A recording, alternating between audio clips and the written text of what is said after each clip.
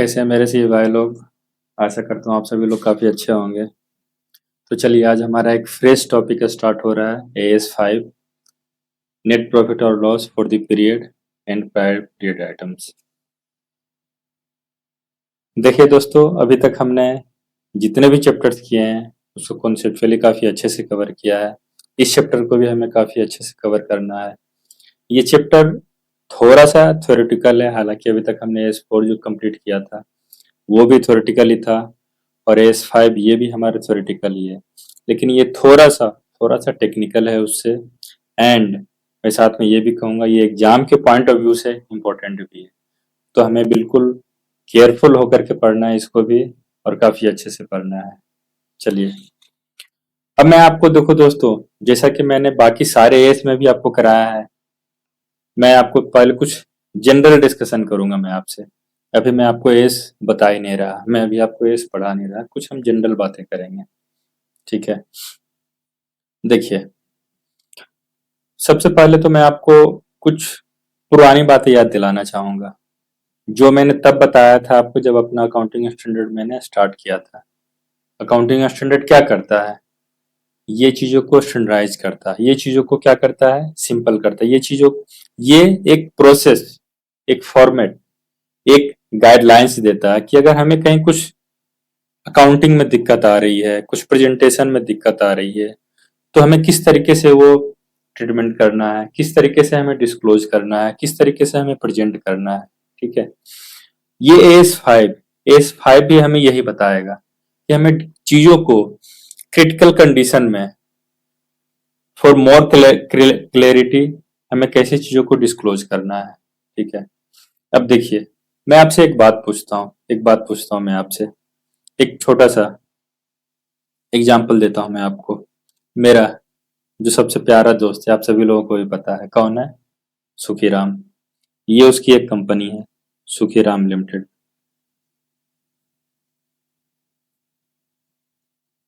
Sukhiram limited, ठीक है। अब इसकी है सेल 100 lakhs।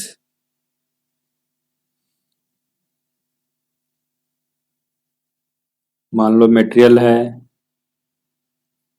60 lakhs।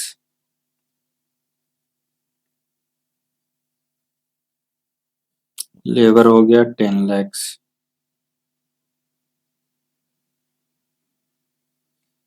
ओवरहेड हो गया 10 lakhs। ठीक है,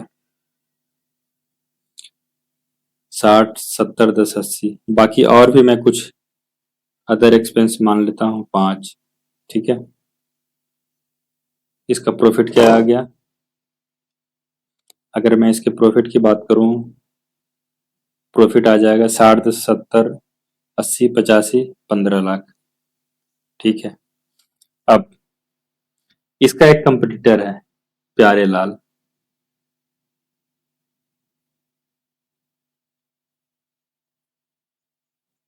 इसकी कंपनी है प्यारे लाल लिमिटेड। ठीक है, इसने भी सेल किया। मान लो मैं सेम लेके चलता हूँ 100 lakhs। इसने भी मटेरियल पे खर्च किया है 60 लाख। इसने लेबर पे भी खर्च किया है, यहाँ पे मैं थोड़ा सा बढ़ा देता हूँ इसका 12 लाख। ओवरहेड पे इसने खर्च किया है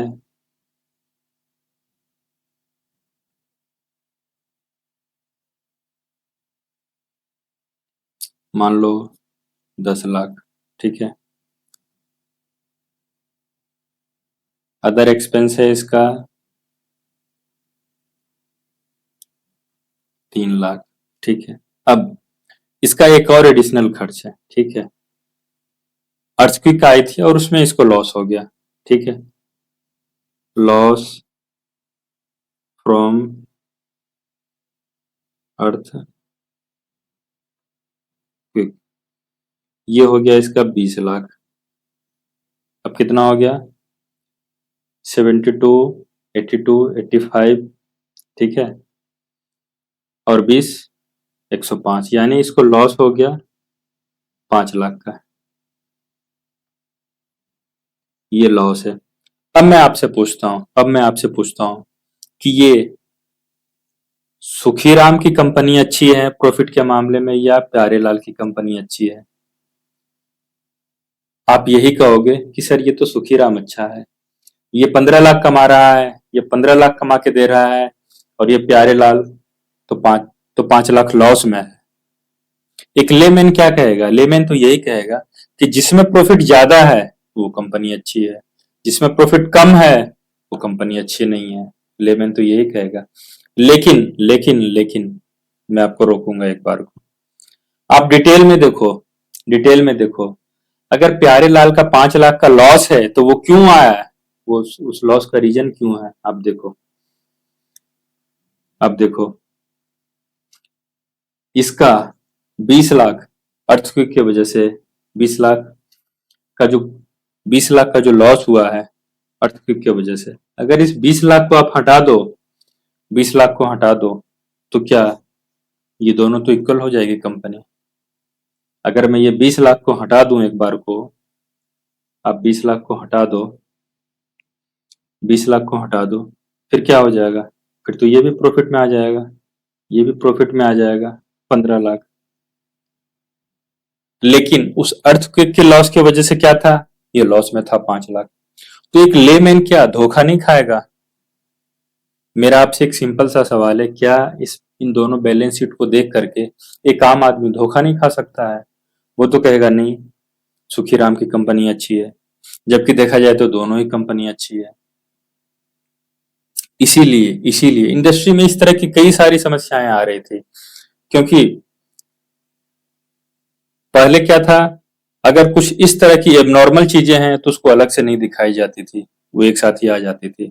तो बैलेंस शीट को पढ़ने में, फाइनेंशियल को पढ़ने में, प्रॉफिट एंड लॉस को पढ़ने में बड़ी दिक्कतें आती थी, समझ में नहीं आता था कि एक्चुअल प्रॉफिट है क्या, मैं कैसे निकालूं एक्चुअल प्रॉफिट क्या है, मतलब जो ऑपरेशन से प्रॉफिट, जो उसके धंधे से प्रॉफिट है वो क्या है, वो समझ में नहीं आता था। तो सारे लोग, सारी इंडस्ट्री कहाँ पहुंचे फिर इस समस्याओं के समाधान के लिए? हमारे इंस्टीट्यूट के पास, हमारे आईसीएआई के पास। और आपको पता है हमारा आईसीआई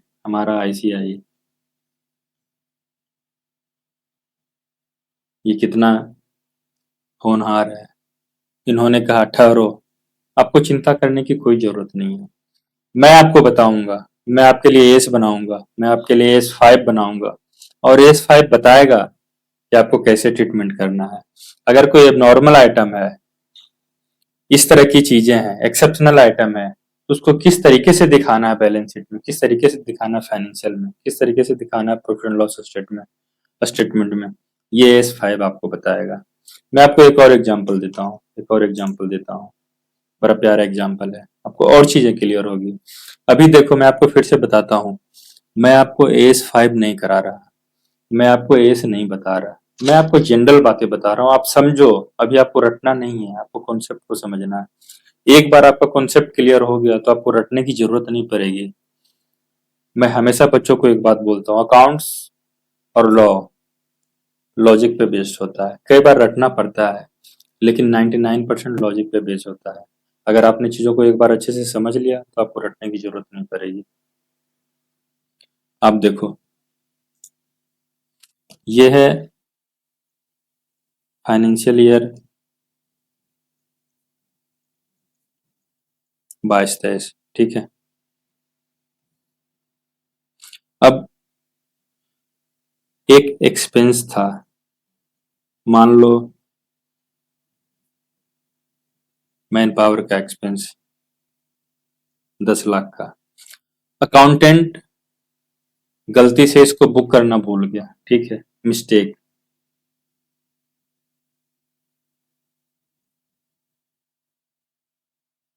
22-23 में बुक करने से भूल गया, ठीक है। अब क्या हुआ, इसकी बैलेंस शीट ऑडिट भी हो गई,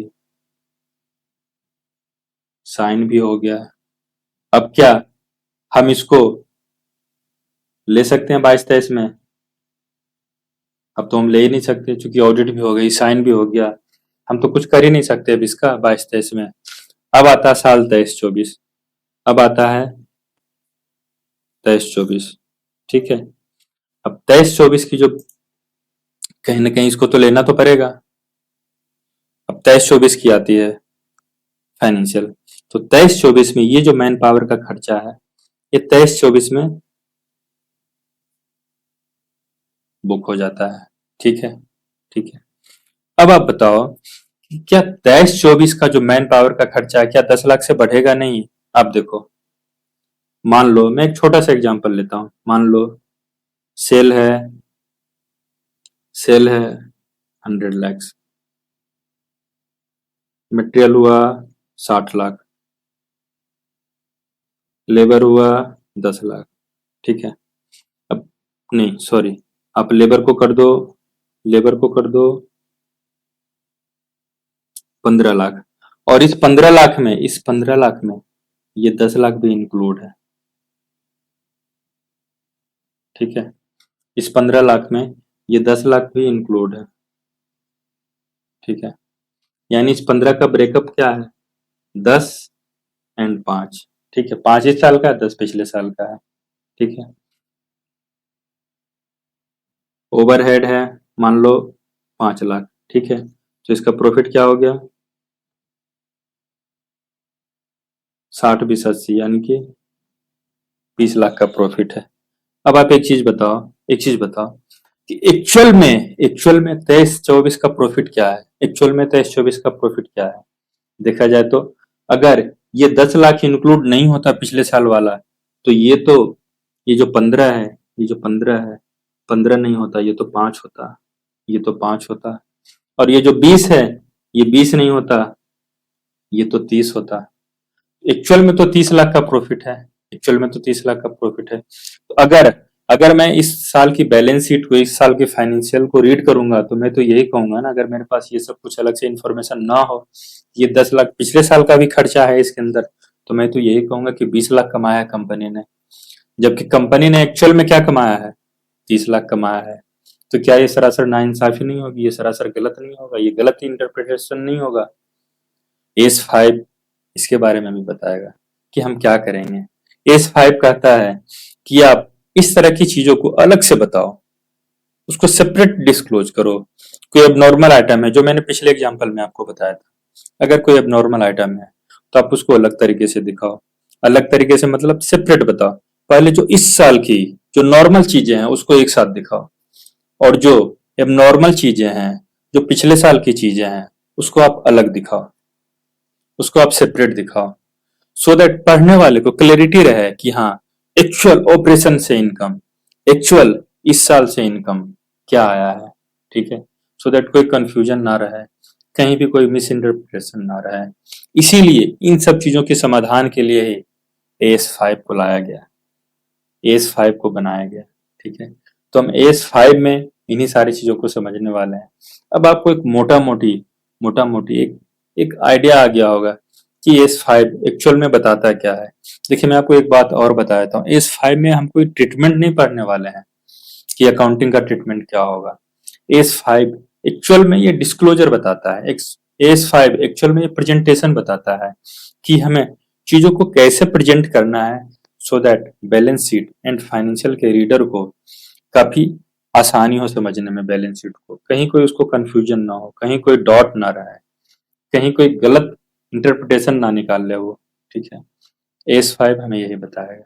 तो चलिए, अब हम AS 5 की जर्नी को स्टार्ट करते हैं। सबसे पहले मैं आपको कंटेंट नोट कराऊंगा, जो मेरे पढ़ाने का स्टाइल है। सबसे पहले मैं आपको कंटेंट नोट कराऊंगा, और कंटेंट वाइज हम टॉपिक को कवर करते जाएंगे, with explanation, with example, with much clarity. ठीक है, तो चलिए हम स्टार्ट करते हैं। सबसे पहले मैं आप लोगों को कंटेंट लिखवा देता हूँ,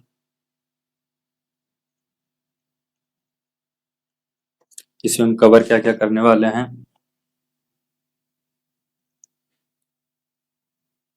सबसे फर्स्ट ऑब्जेक्टिव मैं बताऊंगा आपको, हालांकि मैंने आपको बता दिया, लेकिन फिर भी मैं आपको कुछ 2-4 लाइन थ्योरी भी लिखवा दूंगा।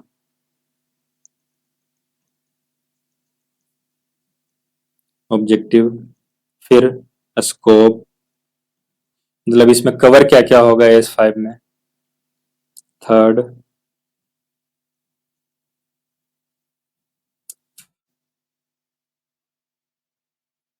नेट प्रॉफिट और loss,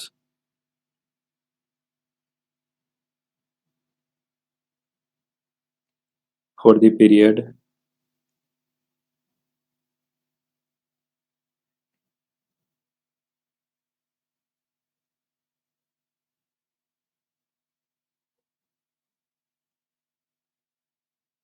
prior period items,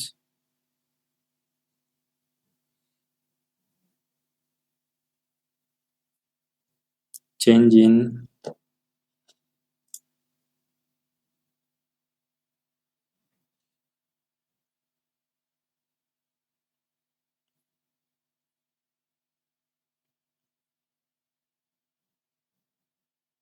accounting estimates, change in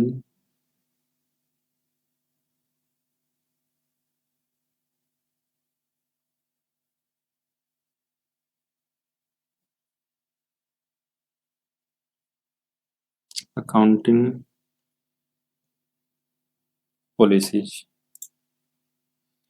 छोटा सा चैप्टर है, बहुत ज्यादा बड़ा चैप्टर नहीं है, बट हाँ थोड़ा सा टेक्निकल है, तो आप कंसंट्रेट होके पढ़ना है इसको। इसके अंदर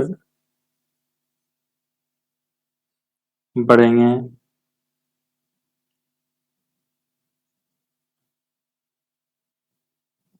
ऑर्डिनरी,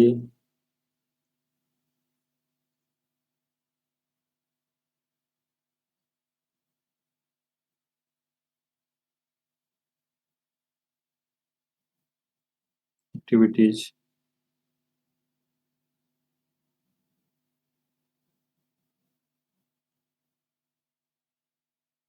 एक्स्ट्रा ऑर्डिनरी एक्टिविटीज, इसको आप एक्सेप्शनल आइटम भी कर सकते हो, ये एक ही है।